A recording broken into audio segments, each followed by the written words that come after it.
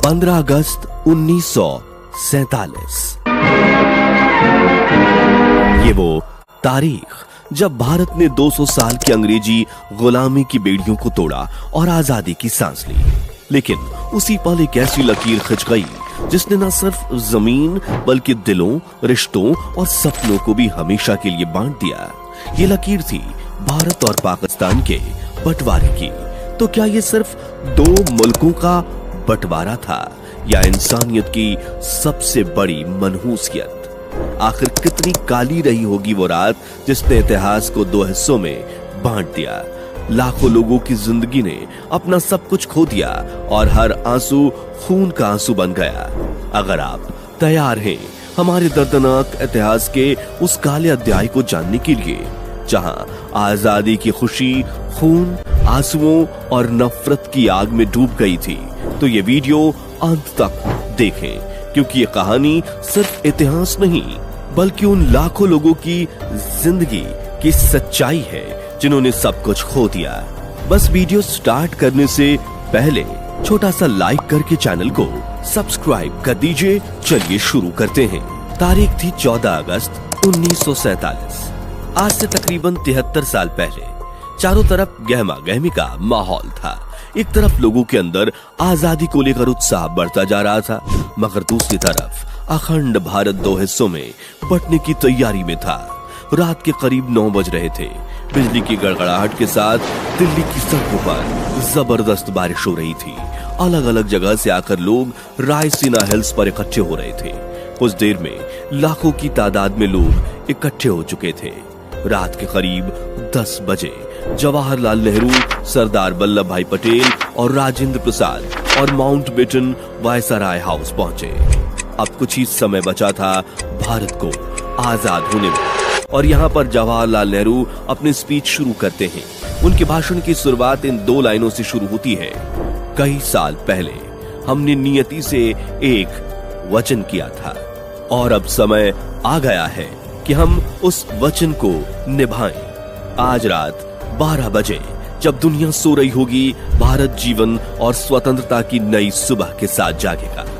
ये वो पल था जब भारत ने 200 साल की गुलामी की जंजीरों को तोड़ दिया।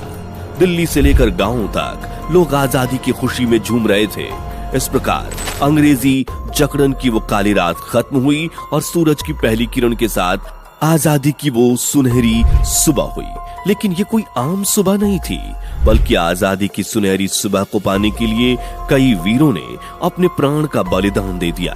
लेकिन जितनी खुशी हमें आजादी की हो रही थी, तो दूसरी तरफ एक ऐसी दर्द भरी दास्तां हमारी चौखट पर दस्तक दे चुकी थी।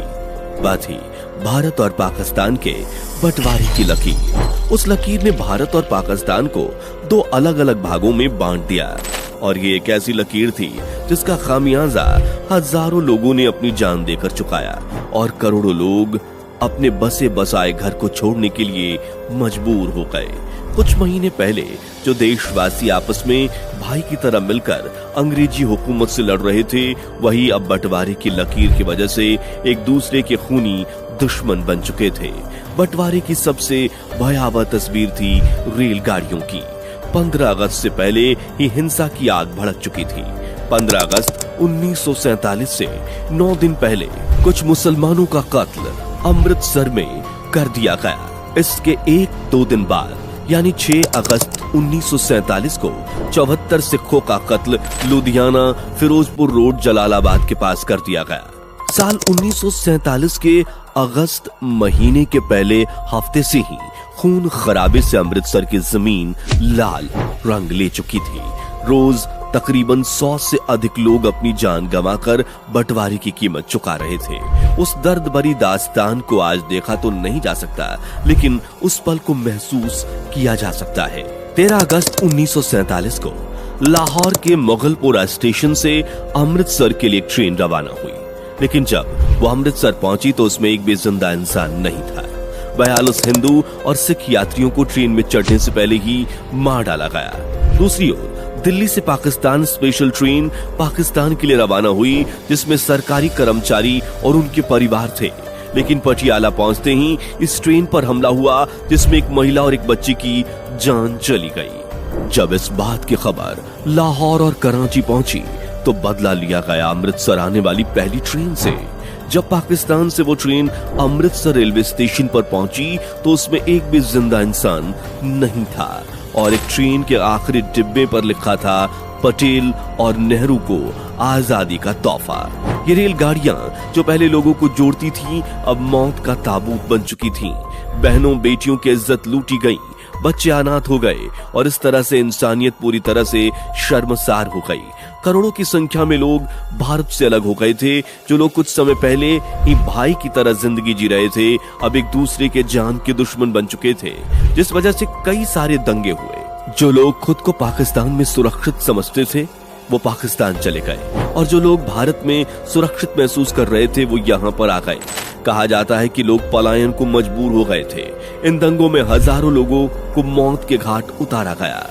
उस समय दुनिया का संभवतः सबसे बड़ा यह विस्थापन था और यह सारा खेल अंग्रेजी हुकूमत का ही था, जिसने डिवाइड एंड रूल का खेल पहले ही खेल रखा था, जहां पर उन्होंने हिंदुस्तान के अंदर हिंदू और मुस्लिम के बीच नफरत के बीज भर दिए थे। वरना आजादी के पहले तक हम सभी भाइयों की तरह साथ में ही जी रहे थे। वह तो अंग्रेज ही थे जिन्होंने हमें हमारी जाति के आधार पर हमारा व्यक्तित्व याद दिलाया, जिसके बाद हम आपस में ही लड़ने लगे।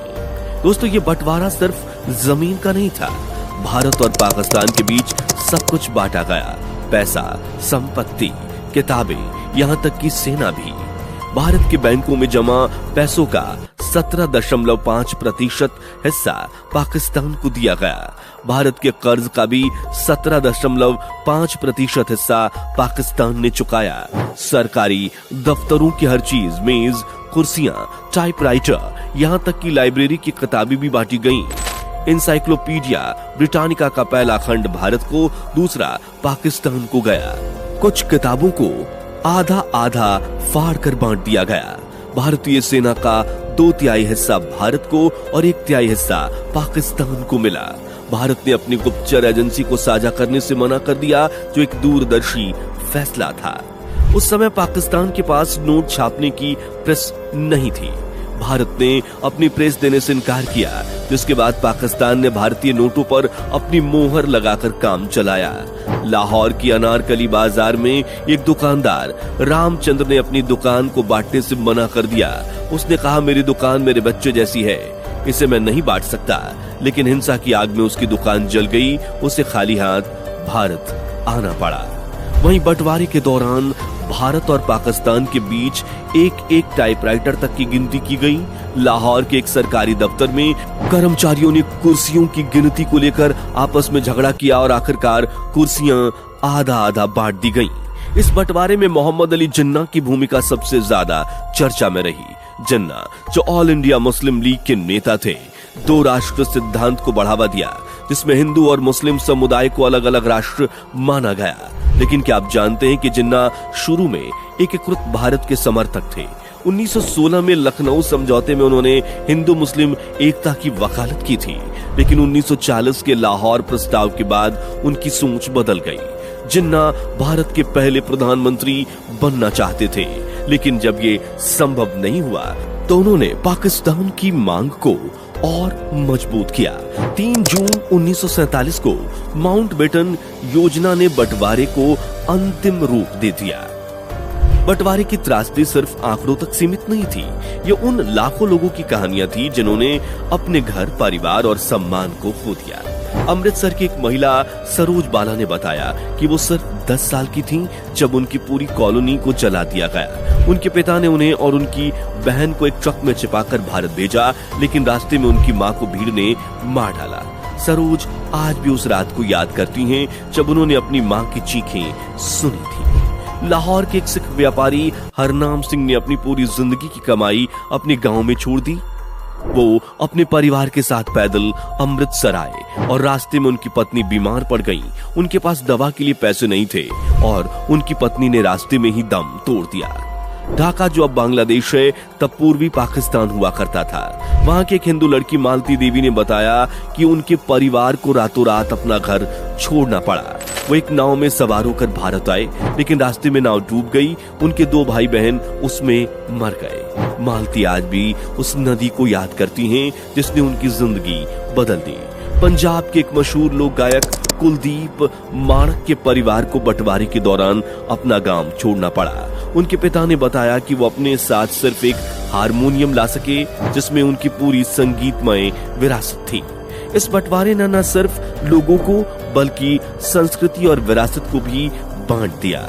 लाहौर, जो कभी सिख और हिंदू संस्कृति का केंद्र था, पाकिस्तान का हिस्सा बन गया। ढाका, जो बंगाली संस्कृति का गढ़ था, पूर्वी पाकिस्तान बन गया। कई ऐतिहासिक मंदिर, गुरुद्वारे और मस्जिदें दोनों मुल्कों के बीच बट गए। बंटवारे ने भारत और पाकिस्तान की अर्थव्यवस्था को भी गहरा झटका दिया।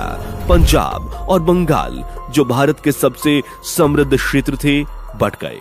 भारत को पंजाब का पूर्वी हिस्सा मिला जो कृषि के लिए उपजाऊ था, लेकिन सिंचाई प्रणाली का बड़ा हिस्सा पाकिस्तान के पास चला गया। 15 अगस्त 1947 की वो रात भारत के लिए आजादी की सुनहरी सुबह थी, लेकिन बंटवारे की काली छाया ने उस खुशी को फीका कर दिया। सवाल यह है कि क्या ये बंटवारा जरूरी था? क्या भारत और पाकिस्तान एक साथ नहीं रह सकते थे?